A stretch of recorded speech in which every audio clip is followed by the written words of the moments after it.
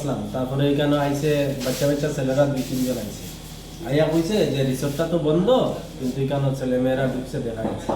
তা আমরা কইছি তা কোনো ব্যাপার না, তারা বোধহয় এমনি ঢুকছে। তারপর কইছে না না দেখো আইয়া তারা এখানে রুমের ভিতরে ঢুকছে। তারপরে আমরা এখানে 7-8 জন 10 জন মানুষ আইসে, আইয়া তারা খুলিয়া দেখছে যে ওই তারা এখানে অশ্লীল কাজে দেখা গেছে। তারপর তারা স্টেটমেন্ট লওয়া হয়েছে, তারা কইছে ওই আমরা 1500 টাকা দিছি, দিয়ে আমরা 1 ঘন্টা লাগে রুম বুক করি। আজকে বহুদিন ধরে চলে ইনিকমা রিসর্ট, মাইজগ্রাম, শুকনাগুড়। মেয়ে একজন ছেলে আমরা পাইছি।